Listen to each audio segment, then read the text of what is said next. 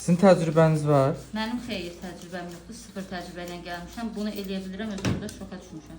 Ay bacılar, gəlin sizə Sumqayıtdan gələn bir tələbəm haqqında maraqlı hekayə danışım.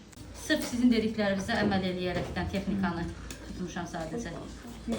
İndi siz kesin şübhət edin. Papaq yarandı. Şübhət edin, təmizlədim, düzəldim. Deməli bu tələbəm həftədə 2 dəfə Sumqayıtdan Nərimanova dərslərə gəlir. Bu onun marsipan dərslərində işlədiyi iş. Bu onun yazı dərsində işlədiyi iş. Bu da heç də bu bizim dərsimizdə 100% olmalıdır. Hələ bundan ayrıca bax bu da olmalıdır. Yəni bu hekayədə maraqlı olan siz nədir?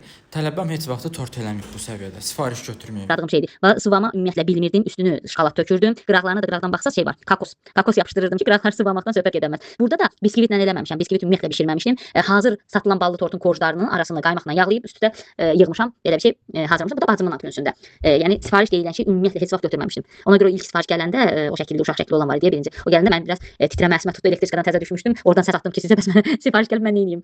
Bu günə qədər uje 3 dənə tort sifariş edib. Yəni ki, pul pres, həyat interes. Bax, bu da onun tortlarıdır. Hələ o sosial şəbəkə, yəni satış dərslərini keçməyib ha. Onu da keçəndən sonra olacaq tibobum biz yetim. Daqaqan qis yetim. O neynədir ki? Heç nə. Bir dənə məqsəd qoydu ki, mən tort işindən pul qazanacağam. Gəldi tort öyrəndi. Kursu bitməyib uje pulla tort satır. Öyrənin bacılar. Bax, görmə aparmayacağam ki.